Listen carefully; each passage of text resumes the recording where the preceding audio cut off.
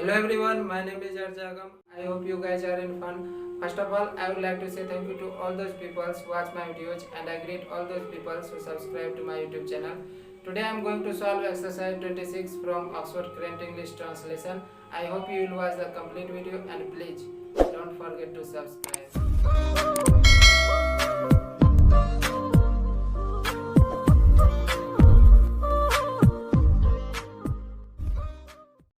आज का एक्सरसाइज एक प्रकार का मिसलेनियस एक्सरसाइज है जिसमें आपको am is are, was were, shall be या विल बी तीनों के प्रयोग मिलेंगे।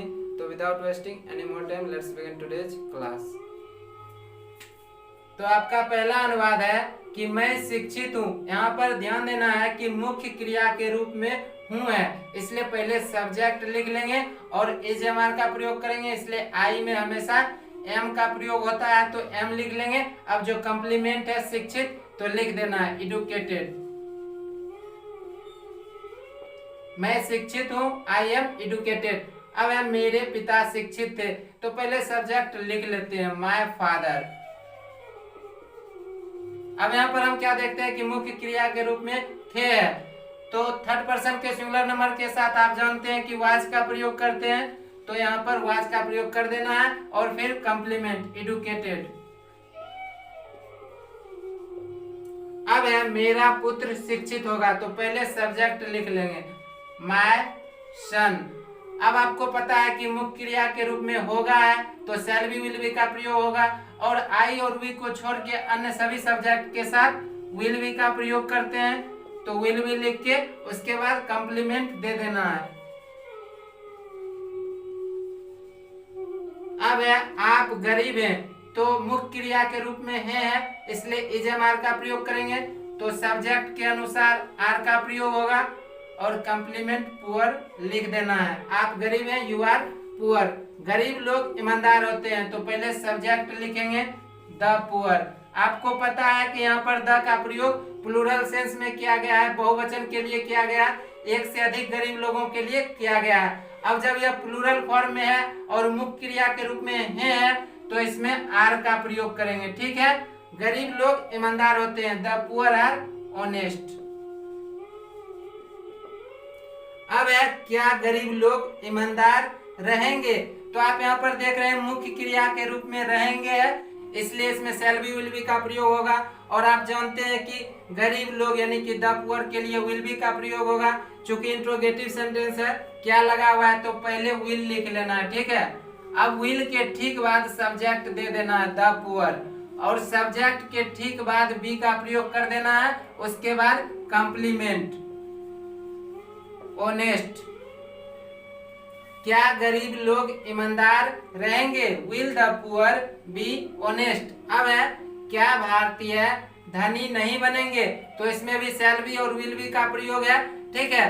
तो इंडियंस के साथ विल बी का प्रयोग हम करेंगे तो पहले विल लिख लेते हैं, ठीक है, विल, उसके बाद subject Indians note be rich.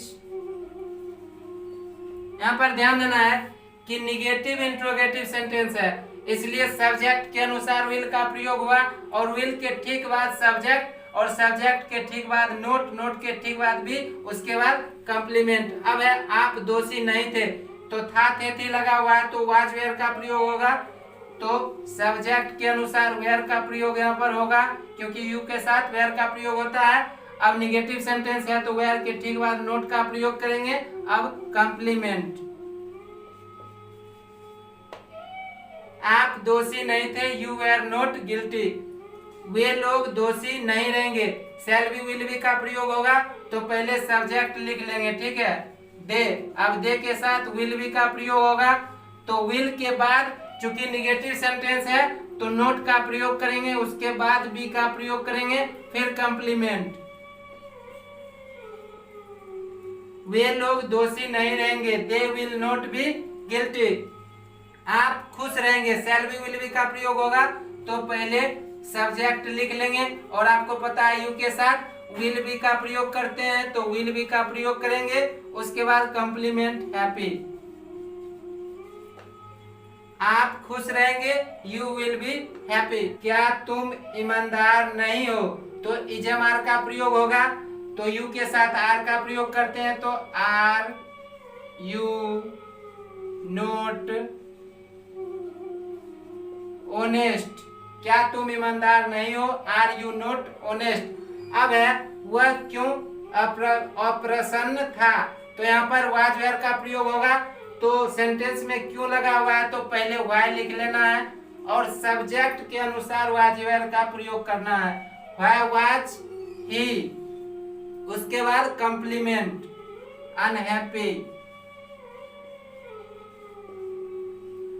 बच्चे कैसे नटखट होते हैं, मैं आपको फिर से याद दिला दूं कि यदि किसी वाक्य के अंत में होता है, होते हैं या फिर होती है लगा रहता है और ऐसे वाक्य से किसी स्वभाव का बोध होता है, तो इजमार से ही इसका हम अनुवाद करते हैं। तो सबसे पहले इसमें कैसे लगा हुआ है, तो हाउ लिख लेंगे, ठीक है। अब हाउ के बाद इजमार का प्रयोग सब्जेक्ट के अनुसार करेंगे। तो बच्चे कैसे नटखट होते हैं, बच्चे प्लूरल फॉर्म में है, तो यहाँ पर आर का प्रयोग करेंगे और फिर सब्जेक्ट देंगे चिल्ड्रेन। बच्चे कैसे नटखट होते हैं, हाउ आर चिल्ड्रेन नटी। अब है दूध क्यों उजला होता है, तो पहले क्यों का इंग्लिश लिखेंगे व्हाई, ठीक है। अब अनकाउंटेबल नाउन है मिल्क, ठीक है, तो इसमें इजमार का प्रयोग होगा। तो आप जानते हैं कि मिल्क के साथ इज का प्रयोग होता है, तो यहाँ पर वाई के बाद इज लिख देंगे। उसके बाद सब्जेक्ट यहाँ पर मिल्क है तो मिल्क दे देना है, ठीक है। दूध क्यों उजला होता है, व्हाई इज मिल्क व्हाइट।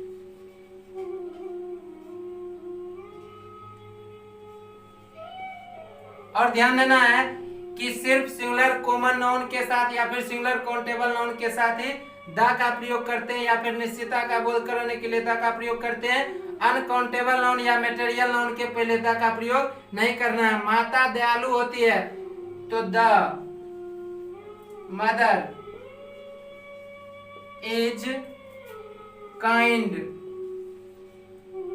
अब यहाँ पर एक चीज ध्यान देना है कि यहाँ पर माता दयालु होती है जनरल सेंस में कहा गया, सभी के लिए कहा गया, किसी एक के लिए नहीं कहा गया। दूसरी बात कि इसीलिए इसमें द का प्रयोग किए क्योंकि ये जनरली कहा गया, किंतु यदि माता पिता या भाई बहन या चाचा चाची कहने से निजी संबंध का बोध होता है, पर्सनल रिलेशन का बोध होता है, तब वहां पर इस द का प्रयोग नहीं करते हैं। किंतु यहाँ जनरली कहा गया है इसलिए यहाँ पर द का प्रयोग किया जाएगा। अब है सोना चमकीला होता है, अनकाउंटेबल नाउन है, तो सीधा लिख देना है गोल्ड, द का प्रयोग नहीं करेंगे, ठीक है। गोल्ड इज ब्राइट, सोना चमकीला होता है, गोल्ड इज ब्राइट। अब है क्या सूर्य गर्म नहीं होता है, तो सबसे पहले हम जानते हैं कि इसमें इज एम आर का प्रयोग होगा। दूसरी बात कि सूर्य द सन के साथ इज का प्रयोग होगा, तो पहले इज लिखेंगे क्योंकि इंट्रोगेटिव सेंटेंस है, सॉरी नेगेटिव इंट्रोगेटिव सेंटेंस है। इज के बाद द सन लिखना है, ठीक है, और द सन के बाद नोट का प्रयोग करना है, ठीक है। क्या सूर्य गर्म नहीं होता है, is the sun not hot. यहाँ पर आपको याद रखना है कि नेचुरल थिंग है, ठीक है, वैसा चीज जो कि दुनिया में कोई एक हो, सबको पता हो कि दुनिया में केवल एक है, तो उसके पहले द का प्रयोग किया जाता है, ठीक है। आप क्यों ईमानदार हैं, तो पहले वाई लिख लेंगे, ठीक है। उसके बाद सब्जेक्ट के अनुसार यहाँ पर आर का प्रयोग होगा, फिर यू, फिर कंप्लीमेंट। आप क्यों ईमानदार हैं, व्हाई आर यू ऑनेस्ट। अब है मेरा भाई क्यों दोषी था, तो क्यों लगा हुआ है, तो पहले व्हाई लिख लेंगे, ठीक है। अब मेरा भाई थर्ड पर्सन का सिंगुलर नंबर है इसलिए इसमें वाज का प्रयोग होगा, तो वाज लिख लेंगे, ठीक है। इसके बाद सब्जेक्ट माय ब्रदर,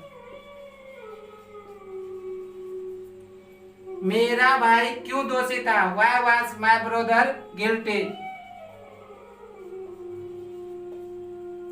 अब है आप तैयार नहीं रहेंगे, तो इसमें शैल बी विल बी का प्रयोग होगा, और आपको पता है आई और वी को छोड़ के अन्य सभी सब्जेक्ट के साथ विल बी का प्रयोग करते हैं, तो यू विल नॉट बी क्योंकि निगेटिव सेंटेंस है, ठीक है।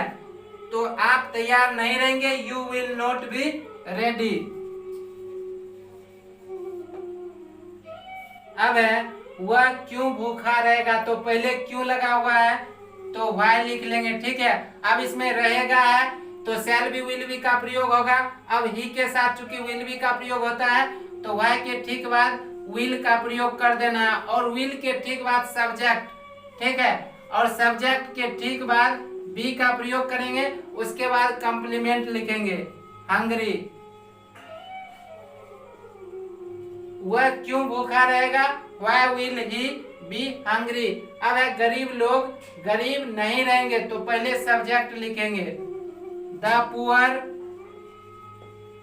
उसके बाद विल, उसके बाद नोट, उसके बाद बी क्योंकि निगेटिव सेंटेंस है, और फिर कंप्लीमेंट, गरीब लोग गरीब नहीं रहेंगे, the poor will not be poor. अब है अमीर लोग अमीर होंगे तो पहले अमीर लोग द रिच, अब इसमें विल का प्रयोग होगा, फिर बी का प्रयोग होगा, फिर रिच।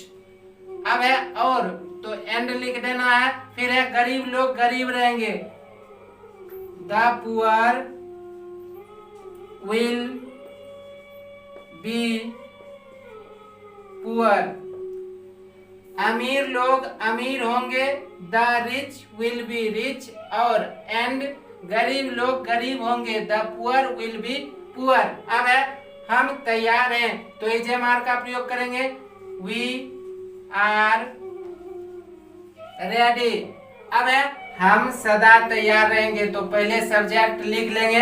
अब इसमें शैल बी का प्रयोग होगा तो पहले शैल लिखेंगे, चूंकि इसमें सदा लगा हुआ है तो ऑलवेज शैल के बाद लगा देना है, ठीक है, ALWAYS, ऑलवेज के ठीक बाद बी का प्रयोग करेंगे, उसके बाद रेडी लिख देना है। हम सदा तैयार रहेंगे, we shall always be ready.